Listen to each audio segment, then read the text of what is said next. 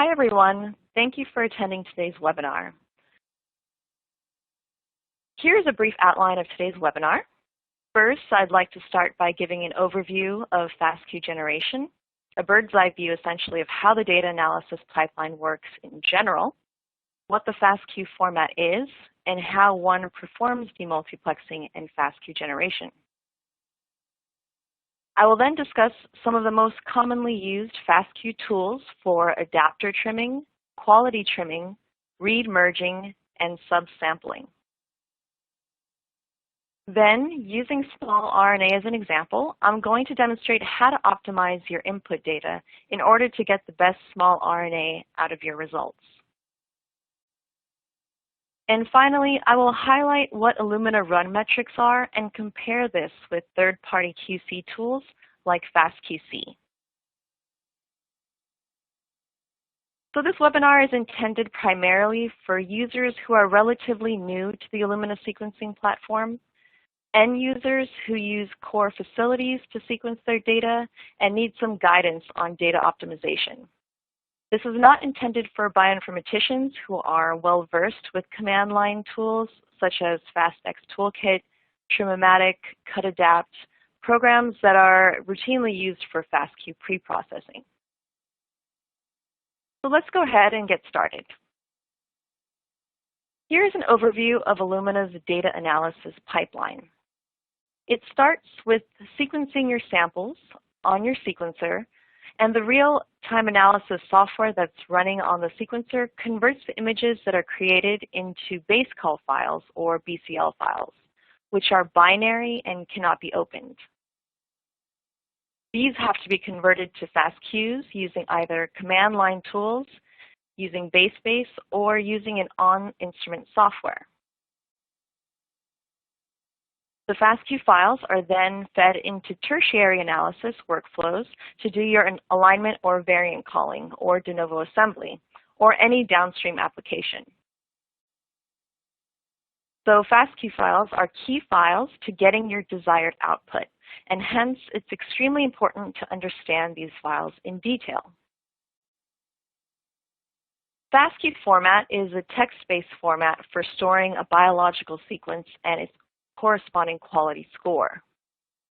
These files are typically very large, so it's best not to open them outright.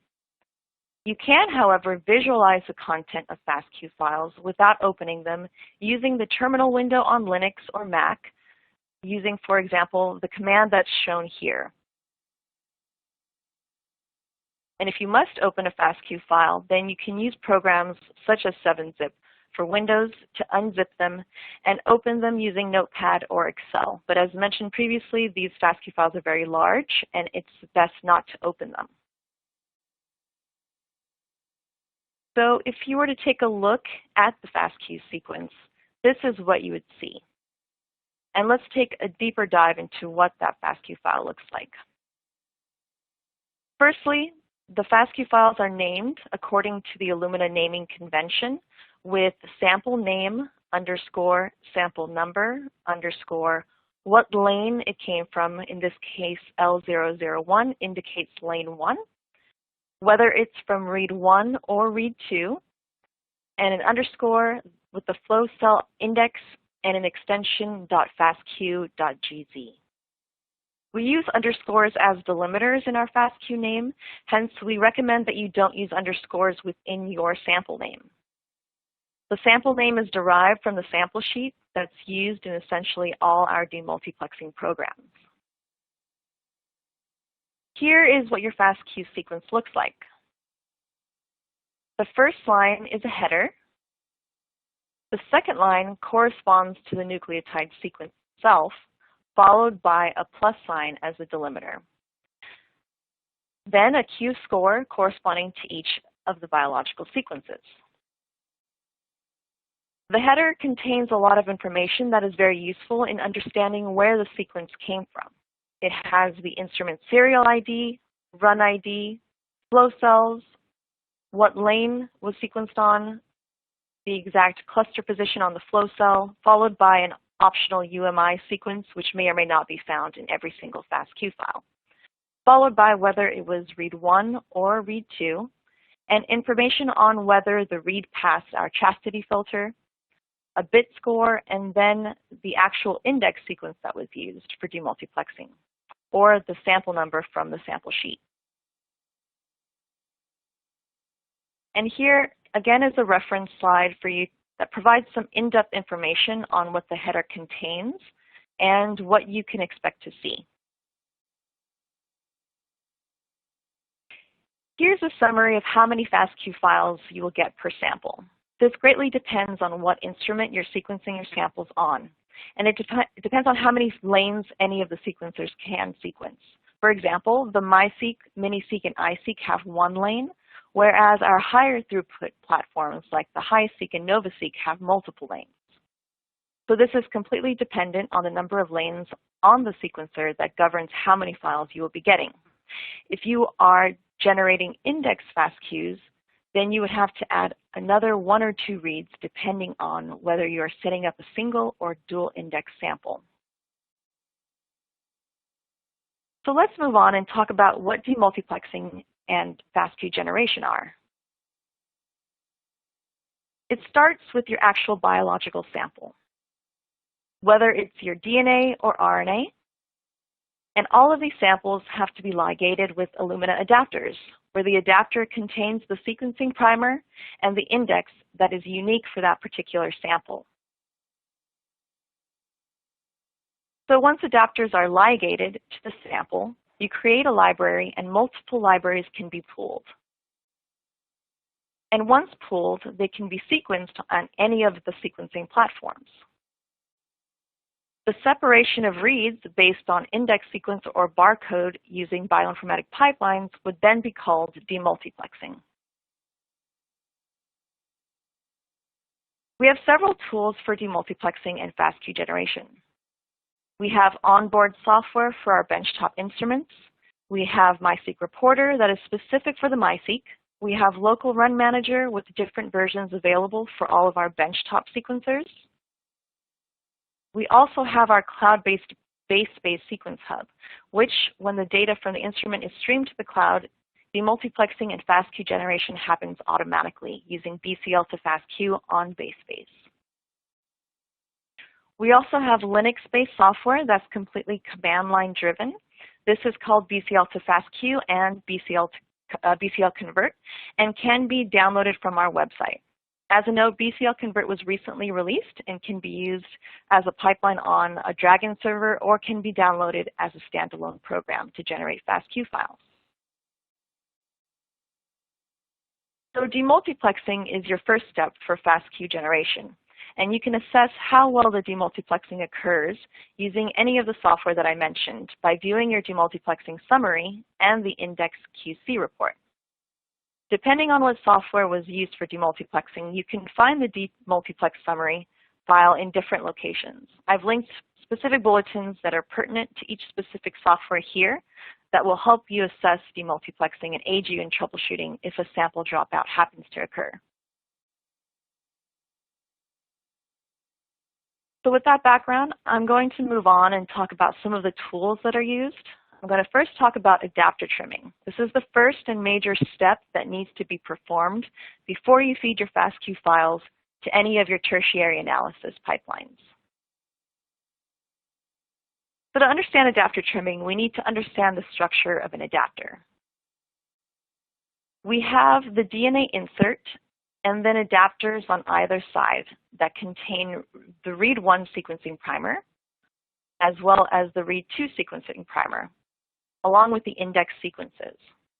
So if you note that the first base that's sequenced is always your DNA insert because the read1 sequencing primer binds just upstream to the DNA insert. So let's look at some of the scenarios that you'd commonly encounter. Let's say that you're doing a paired end 150 base pair run. Paired end 150 means that you're sequencing your insert in both directions, resulting in read 1 and read 2 that are 150 base pairs in length. So you have your insert in the middle and the adapter on either end. Let's say, for instance, your insert length is about 1,000 base pairs.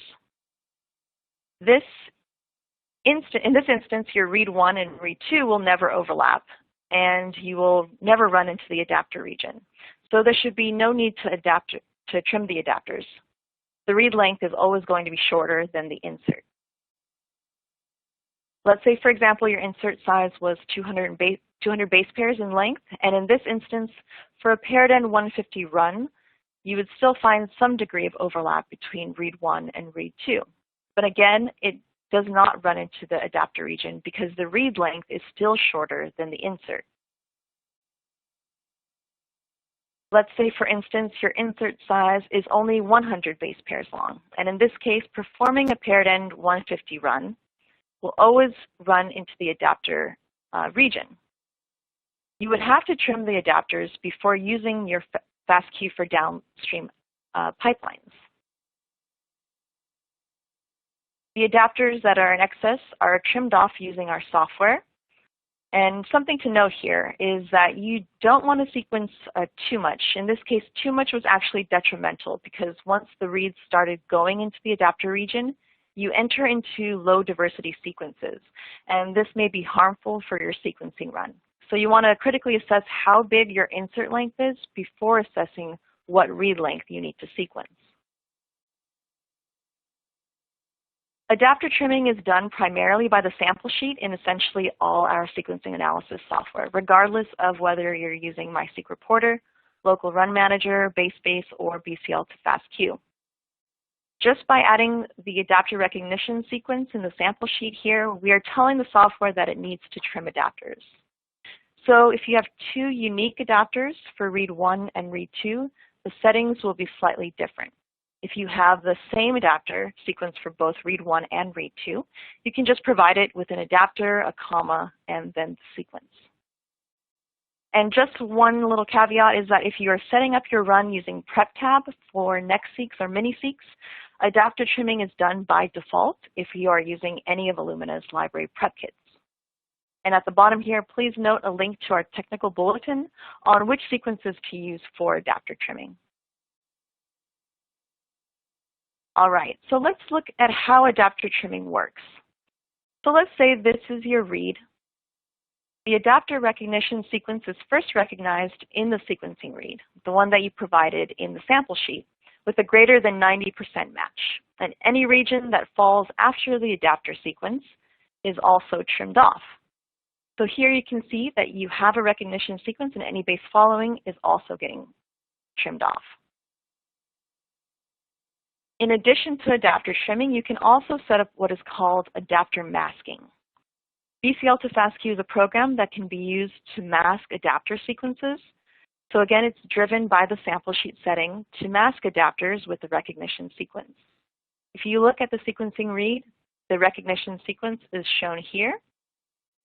And instead of trimming, the program masks the adapter recognition sequence and the bases following it. And it also sets the quality score to 2 from the start of the adapter. And this is useful if you have downstream programs that require that the reads be of the same length.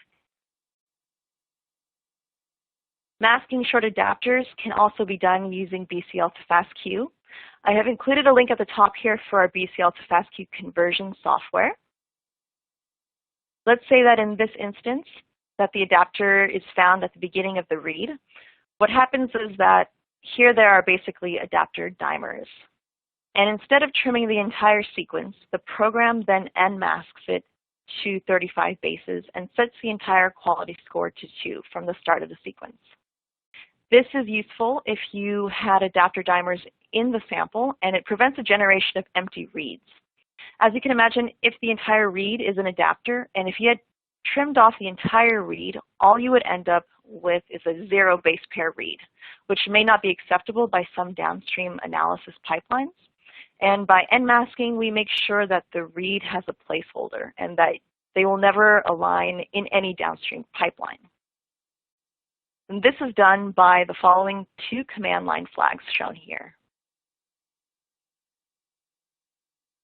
So why bother trimming adapters? Adapter trimming definitely results in a much better output. Here we're showing that it results in very high alignment, we have two FASTQ files, one that's trimmed and one that's not trimmed. And you see that the percent aligned is greatly increased by trimming the adapters before alignment. It also greatly improves assemblies. Assembly programs are very sensitive to erroneous reads, and by trimming, you greatly increase the assembly efficiency.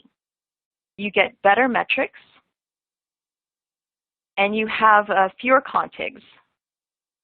So the program does not output a fragmented assembly, and you have better scaffolds that get generated by trimming before you do the assemblies.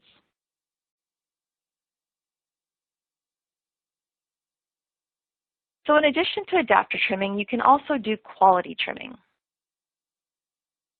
Quality trimming is done only at the end of the read. This is based on an average threshold quality that you set. And when is it a good idea to trim your FASTQ files? When algorithms that you're using downstream are sensitive to low quality reads, you want to trim before you use a downstream pipeline. So programs such as de novo assembly metagenomics that use the 16S rRNA gene for classification are quite sensitive to low quality ends, and it's important to trim reads. In some resequencing applications, aligners usually take quality scores into account, so they will automatically soft clip the reads if low quality reads are found. In those instances, it's not entirely necessary to trim reads. We have an app also on BaseSpace called FASTQ Toolkit that can do quality trimming. And again, just as a quick demo, if you have your sequence, the low quality region is identified, and that region gets trimmed off when you quality trim. This is an option on BaseSpace that shows how you can set up a threshold quality for trimming, and you can trim on either side of the read. Now let's move on to read merging. Read merging is basically combining your paired end read into a single read. Read merging requires substantially high overlap, and this is done using the MISe reporter option stitch reads, which is enabled by using the value 1. The workflows such as Amplicon DS, Generate FASTQ, and TrueSeq Amplicon are the only 3 workflows that support stitch reading. And read stitching requires a lot of overlap of at least 10 base pairs. This is not available in any of our other software. So when is it a good idea to merge reads? You would want to read merge when read continuity is important, and then when downstream applications require you to do so. In some cases, it improves indel detection. Some metagenomic software only takes single-end reads, or in cases where the majority of reads overlap. When is it a good idea not to merge? You don't want to do any read merging when only some proportion of the reads overlap, meaning that your insert length was too large and you have a wide range of insert lengths. Or where there are repeats in overlap regions. In most cases, aligners will be able to handle unmerged reads, and if that's the case, read merging is not a mandatory requirement. So let's look at how reads are merged. In this case, where you have read 1 and read 2 on either side, but there's no overlap, obviously there's no ability to merge. So when you have some degree of overlap, you can merge, and this results in a single read. In this particular instance, where you have the entire read 1 and read 2 overlap over the entire region, you'd want to merge and remove adapters at the same time. Subsampling is another commonly used tool. It's advantageous to subsample when the number of reads that you have in your FASTQ file is too high. Or when you want to just do a very quick analysis where you don't want to use a lot of your computational tools. And some apps from BaseSpace do have a limit to a number of input reads that you can input. So you want to subsample in those instances. And most importantly, subsampling is done for de novo assemblers. De novo assembly is very sensitive to the number of input reads. Too many is detrimental, causing fragmented assemblies. At the same time, too little data is also not the best for de novo assemblies where overlaps cannot be found. So in order to get the optimal window of coverage for the de novo assembler, you want to subsample iteratively to see what degree of subsampling is useful for your particular organism, especially for your de novo assembly. In this way, you can also use FASTQ toolkit for subsampling that's offered in BaseSpace. So in the next section, I'm going to show you how you can use a small RNA workflow, ideally trimming your reads using the FASTQ toolkit app on BaseSpace. And just as a quick note here, BaseSpace is Illumina's cloud-based genomics computing environment for data analysis and management. And we have more than 80 apps on BaseSpace that are used for analyzing data. We have what are called core apps that are completely Illumina supported.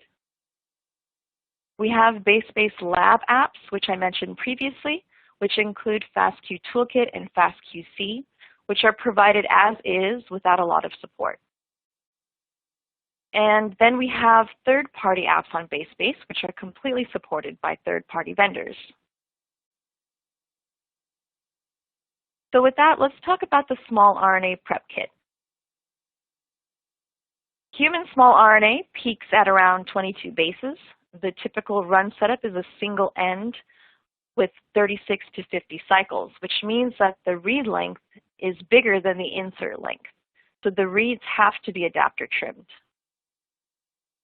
On BaseSpace, the FASTQ generation app sets the minimum trimmed reads to 35 bases, and the mask short adapter reads also at 35 bases, which means that you will see your adapter sequence at the 23rd base, which will result in all of the reads being end-masked if adapter trimming is turned on. Our recommendation is that you set up your Generate FASTQ workflow without doing the adapter trimming step. So we generate the entire 50-cycle read using the FASTQ generation process, and then trim using any downstream applications such as the BaseSpace FASTQ toolkit app, or if you're using BCL to FASTQ command line options for running your FASTQ generation, then you can set the minimum trimmed read and the mask short adapter reads to a short number like 5 or 10 to avoid end masking of reads. In this instance, we're talking about the BaseSpace FASTQ generation process, where by default you will end up with end mask reads if you have adapter trimming turned on. So we have to generate the entire read without adapter trimming, and we're going to go through this using the FASTQ toolkit app. So we launch the app, the FASTQ toolkit app from the project. Then you'd provide your input sample sequence and then the output location to save your project. And then you provide the adapter sequence. Note that we are putting our adapter sequence to trim from the 3' end of the read.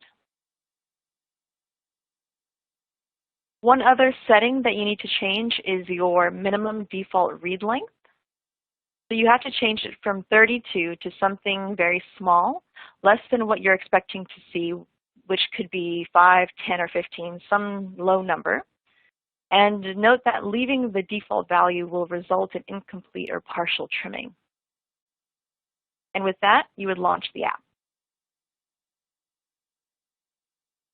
So you would see here that the original input FASTQs were all about 36 bases in length.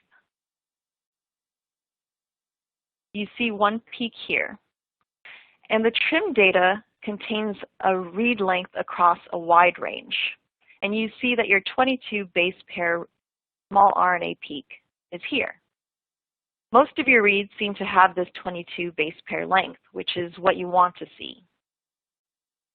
At the bottom here, I'm showing you that if you set the default setting to 32, then the adapters will only be trimmed from the 33rd base, which means that a large proportion of your adapter will be left over in this case, which will result in only partially trimmed data.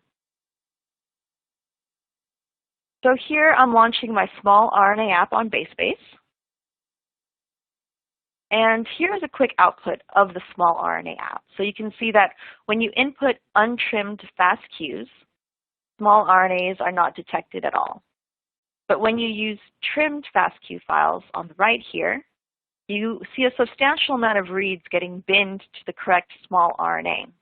So this should be a quick demonstration to you that trimming greatly improves your downstream analysis. FASTQ Toolkit also has a lot of additional options. It can do subsampling, as we spoke about. It can trim poly A's or poly T's. It can do quality trimming. It can convert paired end to single end for modifying reads. It can fix formatting. And it can filter reads based on a set criteria. So it's a pretty versatile tool that can be used for the manipulation of your input FASTQ files before you put it into your downstream analysis pipeline. So in the next section, what I'd like to talk about is what it means by assessing run performance versus your FASTQ quality. I'm including here a link to our sequencing analysis viewer software that can be used to view run metrics, as well as a link to one of our previously recorded webinars, Sequencing Analysis Viewer, a beginner's guide where a tech support scientist goes more in depth on Illumina run metrics. And just as a quick overview, Illumina run metrics are based on the SAV, taking the entire run into consideration, whereas third-party tools like FASTQC are based on individual FASTQ files. So at Illumina, we have methods based on yield, quality, and reads passing filter, whereas with FASTQC, it's completely sample dependent. Hence, it also is tied to the library prep kit that you are using upstream. Illumina metrics, again, takes the entire run into consideration, whereas FASTQC, you can assess a sample's performance. Say, for example, if you pooled 20 samples in your sequencing run and one sample had great FASTQs but did not have the best downstream data output, you can use FASTQC to assess if you have adapter dimers or if you had some other sort of library contamination.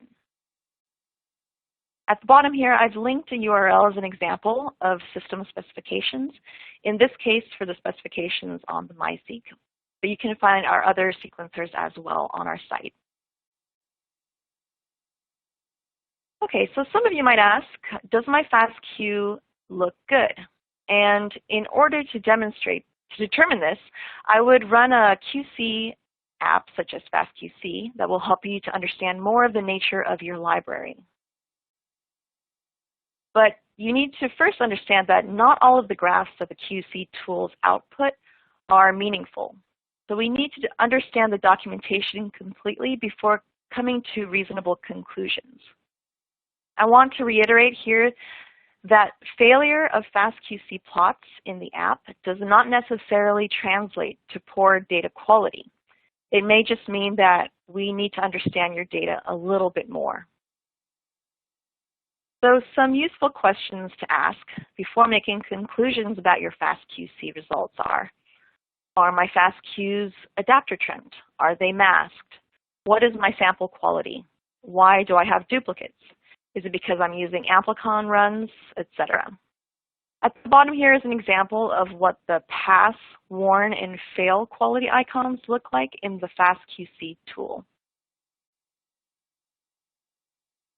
So in the next few slides, I'm going to show you some FASTQ plots which you can use to come to some reasonable conclusions about your FASTQ files.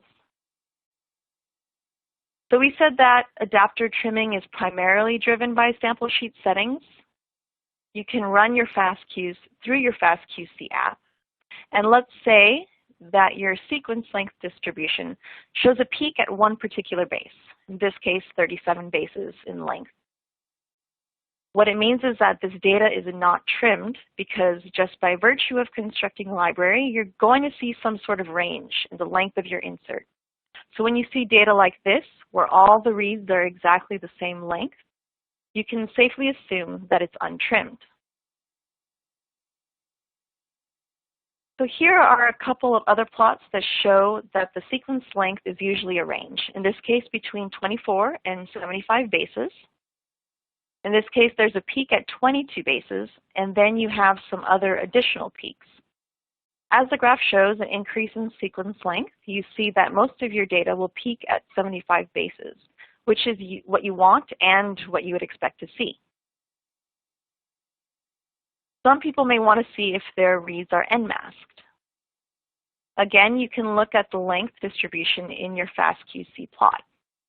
And if you see a peak at 35 bases, and if you see a corresponding per base n content of about 35 bases of n's, you can reasonably assume that the adapters in the sequences are getting n-masked, which is resulting in this sort of a phenotype. Again, you can look at your sequence quality. The graph here on the top shows Illumina Sequence Analysis Viewer, which shows the read quality for the entire run, whereas your per sequence quality below can be assessed using FASTQC in your QC plots. In some instances, you may be able to see that your FASTQC is showing that your sequence contains a lot of duplicated reads. But then again, FASTQC does not do an alignment to a reference genome, and duplicates are just calculations based on sequence identity. If you are sequencing, let's say, amplicons, you're expecting to see a high degree of duplications. So this, for example, would be an acceptable plot. The point here is that this kind of plot in FASTQC does not necessarily mean that your FASTQs are of poor quality. So in summary, we talked about the FASTQ format. We talked about demultiplexing and FASTQ generation, as well as tools that can be used for adapter trimming, quality trimming, subsampling, and read merging. We also took a brief look at Illumina metrics, and we tried to understand that things like FASTQC are used for looking at sample performance, whereas Illumina metrics are used for overall run performance. And here I've provided a slide of some resources. These are links to specific bulletins and documentation from our website that'll help you understand a little bit more about how you can use your FASTQ files for your downstream analysis. And with that, I'm happy to take any questions you may have had.